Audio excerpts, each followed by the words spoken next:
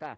Y estoy muy feliz porque el pueblo colombiano por fin nos estamos manifestando, siempre lo hemos hecho en resistencia, como decía el anterior, la líder indígena que interpuso, nuestros antepasados siempre hemos peleado, llevamos 150 años peleando contra el colonialismo, contra toda clase de tiranías y siempre nos hemos movilizado y siempre la represión, la ultraderecha, el fascismo ha utilizado la fuerza para detenernos, pero se ve una luz al final del túnel porque por fin el Estado, el gobierno de Duque se ha sentado a dialogar, es la única forma, el diálogo concertado con las comunidades indígenas, con las comunidades, con las juventudes que son el protagonismo hasta un 80%, ellos se deben a eso. Es un mensaje a la juventud, no le crean a la oligarquía ni a la academia que dice que la juventud es el futuro, nada, la juventud es el presente, compañero. Quisiera manifestar ante este canal una información muy pertinente.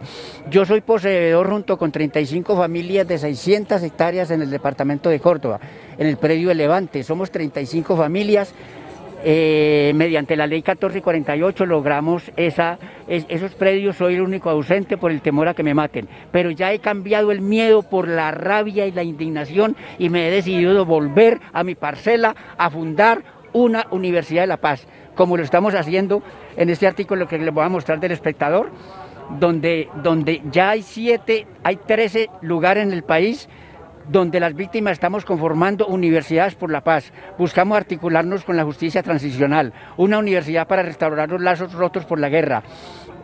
La iniciativa ya cuenta con 13 lugares en el país y se consolida como un espacio de convivencia y reconciliación entre afectados y responsables directos de todas las orillas del conflicto armado. Aquí en Cacarica se fundó la primera universidad, al fondo de las selvas del Chocó está la Universidad de la Paz. En todos los lugares las víctimas estamos creando iniciativas, haciendo centros de memoria histórica, tumbando esos tiranos, como decía la lideresa anterior, tumbando a los esclavistas, a los Belalcázares, a los siempre los que trajeron aquí el colonialismo y la esclavitud, eso lo estamos tumbando y eso se lo debe a la memoria histórica que pretendemos rescatar nosotros las víctimas conjuntamente con las comunidades indígenas. Disculpe, me llama mucho la atención el mensaje que tiene su tapabocas de una renta básica. Esta es otra de las exigencias que le hace el pueblo colombiano al gobierno de Iván Duque. Cuéntenos un poco sobre esta exigencia. La renta básica es una iniciativa que presentamos el Comité Nacional y el Comité Distrital de Paro ante la entidad, ante la grave crisis económica que nos encontramos. Miles y millones de familias colombianas que el coronavirus contribuyó una vez más a desnudar la grave crisis económica del pueblo colombiano. Una renta básica consiste en una renta que debe el Estado a todas las poblaciones vulnerables, estratos 0, 1, 2 y 3. Hay presupuesto demasiado, pero hará falta voluntad política del gobierno. Fue una iniciativa que presentamos, renta básica, eso ya está en el Senado, en la discusión en el Senado y en la Cámara, y veremos a ver si por fin la aprueban. Es una renta para todas las poblaciones vulnerables, hasta de 1.200.000 pesos, algo así. Bueno, sí señor, espero que les vaya muy bien en esta jornada de movilizaciones y recuerde el tercer canal, siempre apoyando a la ciudadanía. Bueno, muchísimas gracias a ustedes, los felicito por ese canal de comunicación donde nos interpreta a nosotros los veteranos de la lucha y a la juventud. Muchas gracias.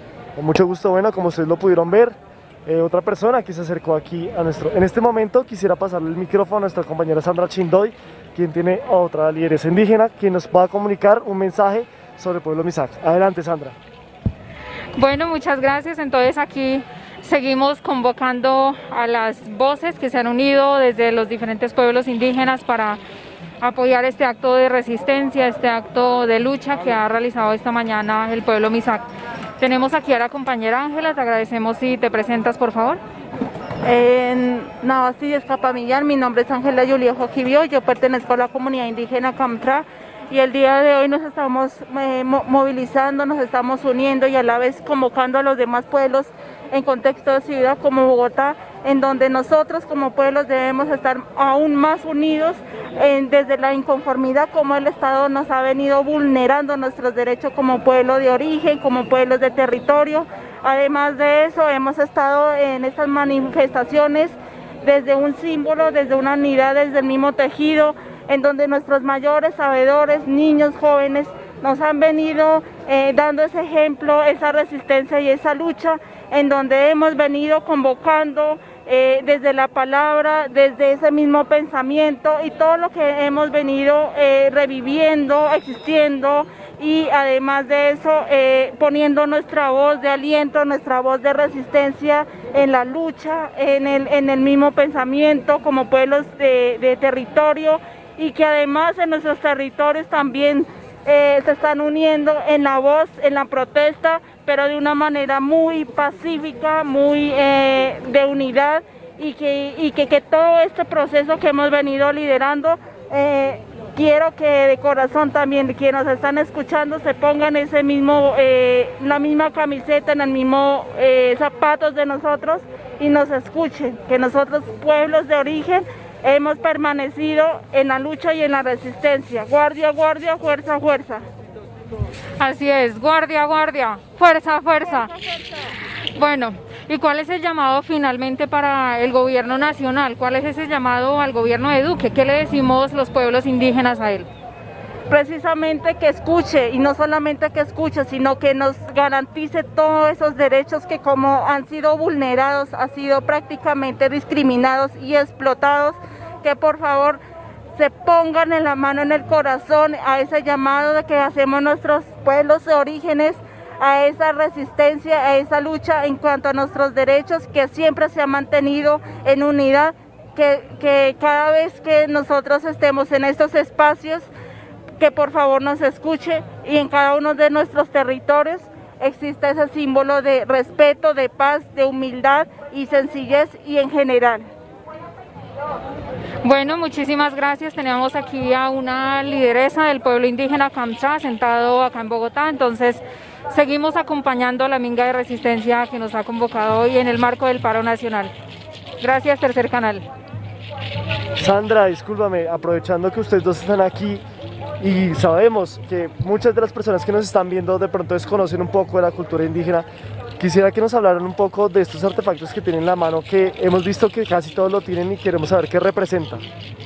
Esa es la semilla del pensamiento, la semilla de la unidad que a nosotros nos simboliza en el canto, los sonidos, esa resistencia en donde nosotros venimos a tejer el ambiente de nuestro territorio, de ese pensamiento que nos hace sensibilizar todo ese arraigo como raíces propios hacia ese mismo territorio, y siendo un espacio ajeno como es Bogotá, pero diverso, nos venimos a concentrar y a informarle al Estado y a la ciudadanía que no estamos solos, que estamos en la lucha y en unidad con todos los pueblos indígenas. Y bueno, también para complementar lo que ha dicho la lideresa Ángela Jojibioy, estas semillas son semillas naturales, y en momentos difíciles de los pueblos indígenas, con este llamado,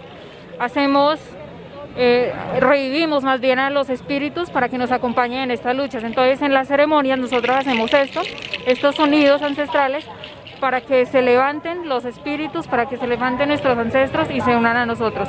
Entonces hoy los traemos para armonizarnos y para que los ancestros de todas las personas que están aquí también nos acompañen en el camino.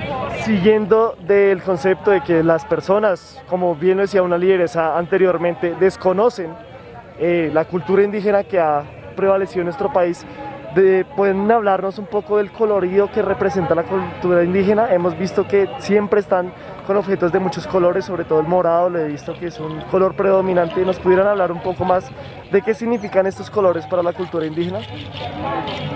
Como si se ha podido dar cuenta, en cada uno de los espacios, movilizaciones y acciones, nuestros pueblos indígenas siempre tienen el símbolo de dos colores, en donde nos representa, que es el verde de la naturaleza, la fuerza derramada de la sangre de nuestros ancestros, y los colores que también para los pueblos indígenas también es la pureza, que es el blanco. Por otro lado, el negro, en donde la oscuridad a nosotros nos han desplazado de cierta manera ciertos actores, como son los paramilitares, seguramente también el mismo Estado, o también que nos han dejado en ese silencio ese color del negro en toda la palabra y en todo el sentido, como desde el corazón y el pensamiento. ¿Quieres complementar algo, Sandra? Bueno, sí, para nosotros los pueblos indígenas, pues estos colores vivos, como tú los ves, muy coloridos en nuestras indumentarias tradicionales, son los colores de la vida, son los colores de la naturaleza, y para nosotros como pueblo Kamtra son los colores de la pinta del yagé, del espíritu del yagé. Todos esos colores, esas combinaciones, esa armonía es lo que nos brinda también el espíritu del yagé. Muchas gracias, y desde el tercer canal, total apoyo a las comunidades indígenas. Pai, seguimos acompañando. Bueno, como